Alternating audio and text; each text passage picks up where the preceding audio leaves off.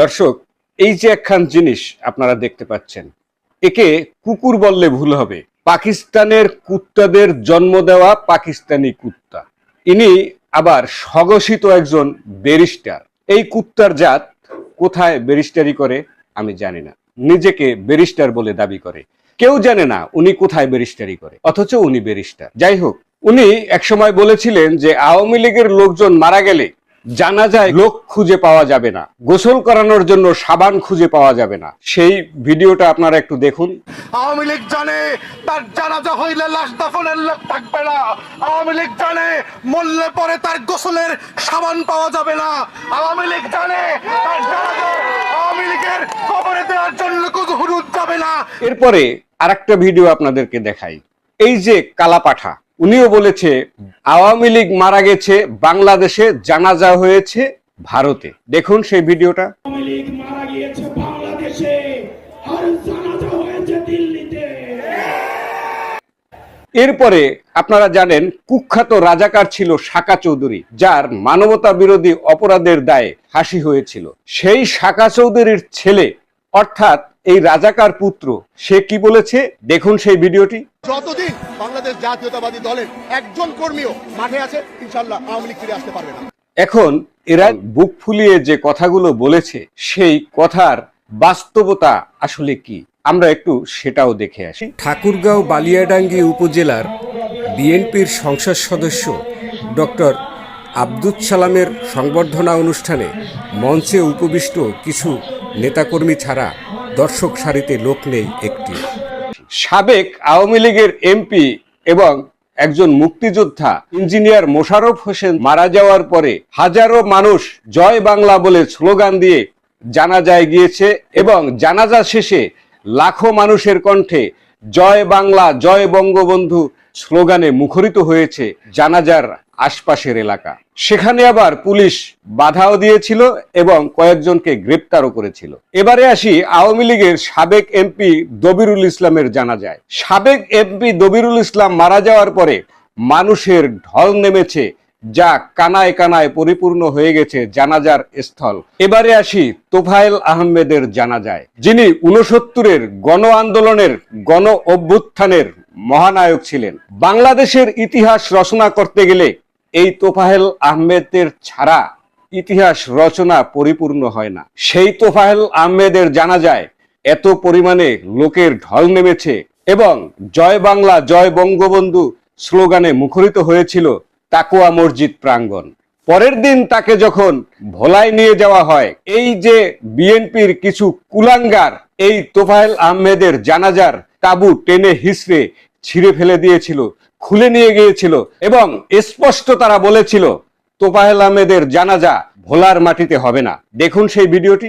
এই মাঠে তখন আমাদের জানাজা হবে না, ভোলাবাসী এই মাঠে তখন আমাদের জানাজা চায় না। সেই ভোলায় সাধারণ মানুষ থেকে শুরু করে দলমত নির্বিশেষে লাখো মানুষের ঢল নেমেছিল এই তোফায়েল আহমেদের জানাজায়। সেখানেও জয় বাংলা জয় বঙ্গবন্ধু বলে স্লোগান দিয়েছিল। পেরেছিস আটকাতে, পারলি না তো। ঢাকায় আরেক আওয়ামী লীগের এমপি রহমতুল্লাহর জানাজায়, সেখানেও মানুষের ঢল নেমেছিল, কানায় কানায় পরিপূর্ণ হয়েছিল জানাজার স্থল। আওয়ামী লীগের গতি, সাধারণ মানুষের যে ভালোবাসা, সেই ভালোবাসা আওয়ামী লীগের এই নেতাদের জানাজায় যে পরিমাণে মানুষের ঢল নেমেছে, সেই ঢল দেখে পাকিস্তানি রাজাকার দলের বুকের ভিতরে কাঁপন ধরেছে। আওয়ামী লীগ যদি আবার ফিরে আসে তাহলে তোরা কোথায় যাবি?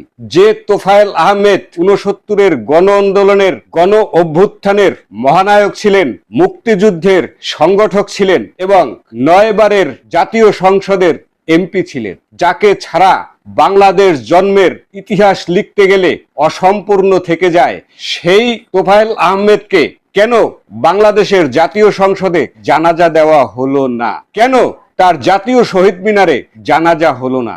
আচ্ছা, বলতে পারেন একজন হাদি সে কি ছিল? বাংলাদেশে তার অবদানটা কি ছিল? এই হাদি দেশের জন্য সাউয়া মাউয়া ছিঁড়া ফেল, এই কথাটাই ছড়িয়ে দিয়ে গেছে বর্তমান প্রজন্মের রাজাকার শাবকদের ভিতরে। এটাই তার অবদান, তাই তো? সেই হাদির মতো লোকের যদি জাতীয় সংসদের দক্ষিণ প্লাজায় জানাজা অনুষ্ঠিত হয়, তাহলে তোফায়েল আহমেদের জানাজা কেন সংসদ ভবনের দক্ষিণ প্লাজায় হলো না? আওয়ামী লীগ ক্ষমতায় থাকতে সাদেক হোসেন খোকা বিদেশের মাটিতে চিকিৎসাধীন অবস্থায় মারা গিয়েছিল।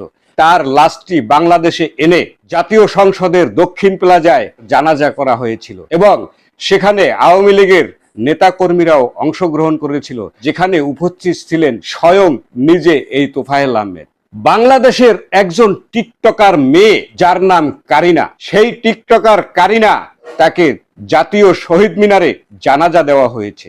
একজন টিকটকার কারিনার মৃত্যুতে জাতীয় শহীদ মিনারে যখন জানাজা দেওয়া হয়, তখন এই পাকিস্তানি নেরিকুত্তার শাবকেরা স্লোগান দিয়েছিল। দেখুন সেই ভিডিওটি।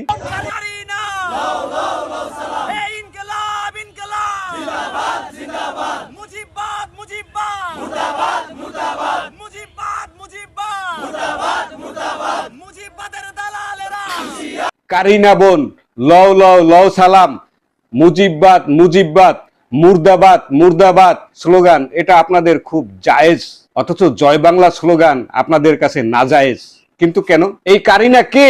এই টিকটকার আর শাওয়াহাদির মতো লোকদের এই বাংলাদেশের জাতীয় সংসদে, বাংলাদেশের জাতীয় শহীদ মিনারে জানাজা অনুষ্ঠিত হয়, অথচ মুক্তিযোদ্ধাদের বিরুদ্ধে নোংরা কথা হয়। কি চাচ্ছেন আপনারা? এখন এই আওয়ামী লীগের নেতা কর্মীদের মৃত্যুতে, তাদের জানাজায় মানুষের ঢল দেখে আপনাদেরও কি বুকে কাঁপন ধরেছে? মির্জা ফখরুল ইসলাম আলমগীর তিনিও বলতে বাধ্য হয়েছে, আমরা সব রাজনৈতিক দলের রাজনৈতিক কর্মকাণ্ড পরিচালনা করতে দিতে চাই। আপনারা কি বুঝতে পারছেন যে আপনারা ভুল করেছেন? মনে রাখবেন, আওয়ামী লীগ একটি বৃহৎ রাজনৈতিক দল। বাংলাদেশের ইতিহাসে রয়েছে আওয়ামী লীগ, আর এই আওয়ামী লীগ ছাড়া বাংলাদেশের ইতিহাস রচনা হয় না, হবে না। কারণ এই আওয়ামী লীগের নেতৃত্বেই বাংলাদেশের জন্ম হয়েছিল। বাংলাদেশের জন্মের পরে কিন্তু আওয়ামী লীগ হয়নি, এটা আপনাদের মনে রাখা উচিত। এবং সেখান থেকেই আপনাদের বিবেক বুদ্ধিতে একটু ভুল করে ফেলেছেন। আওয়ামী লীগের নেতা কর্মীরা যদি অপরাধ করেই থাকে, তাহলে তাদের অপরাধের কারণে বিচার করুন, কিন্তু আওয়ামী লীগ দলকে আপনি নিষিদ্ধ করতে পারেন না। একটা সাধারণ মানুষও যদি জয় বাংলা বলে স্লোগান দেয়, জয় বঙ্গবন্ধু বলে স্লোগান দেয়, তাহলে তাকে গ্রেপ্তার করা হচ্ছে। আসলে জয় বাংলা স্লোগানটি কি শুধু আওয়ামী লীগের ছিল? না, আওয়ামী লীগের ছিল না। এটি 1971 সনে মুক্তিযুদ্ধের চলাকালীন অবস্থায় এই জয় বাংলা স্লোগান ছিল বাংলাদেশের সাধারণ মানুষদেরকে মুক্তিযুদ্ধে উদ্বুদ্ধ করার জন্য স্লোগান, যে স্লোগানের মাধ্যমে এই বাংলাদেশের অপমর সাধারণ জনতা ঝাঁপিয়ে পড়েছিল মুক্তিযুদ্ধে এবং দেশকে স্বাধীন করেছিল, পাকিস্তানি নেরিকুত্তার হাত থেকে ছিনিয়ে এনেছিল এই বাংলাদেশের একটি সার্বভৌমত্ব রাষ্ট্র। এটি কোনো দলের স্লোগান নয়। সাবেক বাংলাদেশের প্রেসিডেন্ট জিয়াউর রহমান তিনিও শেখ মুজিবুর রহমানকে বঙ্গবন্ধু বলে বারবার উল্লেখ করেছেন, সেটিও আপনাদের মনে থাকা উচিত, কিন্তু আপনারা সেটি মনে রাখেননি। এটাই আপনাদের ভুল।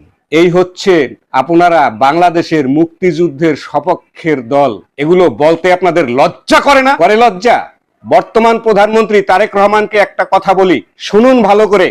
17 বছর বিদেশে গিয়ে থেকেছেন, আপনার উচিত ছিল সমস্ত বিশ্বের রাজনৈতিক সম্পর্ক নিয়ে পড়াশোনা করা উচিত ছিল। কূটনৈতিক ব্যাপারে আপনার বাংলাদেশের ইতিহাস সম্বন্ধে আপনার পড়াশোনা করা উচিত ছিল। আপনি যা বলেন 80% ভুল বলেন, যেগুলা সাধারণ মানুষ আপনাকে নিয়ে ট্রল করছে, হাসি ঠাট্টা করছে। আপনি কি একবার ভেবে দেখেছেন আপনার আশেপাশে যারা আছে, আপনাকে যারা বিভিন্ন তথ্য দিয়ে সাহায্য করে, সেই তথ্যের উপর ভিত্তি করে আপনি বিভিন্ন জায়গায় বক্তৃতা দিয়ে বেড়ান, সেই বক্তৃতায় কতটুকু সত্য, কতটুকু মিথ্যা, কতটুকু ভুল আছে সেটা একবারও যাচাই বাছাই করে তারপরে কি সেই বক্তৃতাগুলো আপনি দেন? এটা হচ্ছে আপনার অক্ষমতার বহিঃপ্রকাশ। যাদেরকে নিয়ে আপনি রাজনীতি করেন, যাদেরকে আপনি মাথায় তুলে রেখেছেন, তারাই আপনাকে শেষ করবে। যেমন আওয়ামী লীগের সভানেত্রী শেখ হাসিনা যে ভুলটি করে গিয়েছে, সেই ভুলের কারণে আজকে তার এই পরিণতি। আপনিও সেই পরিণতি হয়তোবা ভবিষ্যতের দিকে আগাতে যাচ্ছেন। দেশ পরিচালনা কিন্তু এত সোজা নয়। যে লোকের দূরদৃষ্টি সম্পন্ন তীক্ষ্ণ দৃষ্টি থাকে না, সে রাষ্ট্র পরিচালনাও করতে পারে না। এটাই বাস্তবতা। আপনি স্বীকার করুন আর নাই করুন। আমার কথাগুলো হয়তো বিএনপির লোকজনের বুকের ভিতরে কাটার মতো বিচ্ছে, কিন্তু এটাই বাস্তবতা। দর্শক, আজকে এই পর্যন্তই। দেখা হবে পরবর্তী কোনো ভিডিওতে। ততক্ষণ আপনারা ভালো থাকুন, সুস্থ থাকুন। ধন্যবাদ।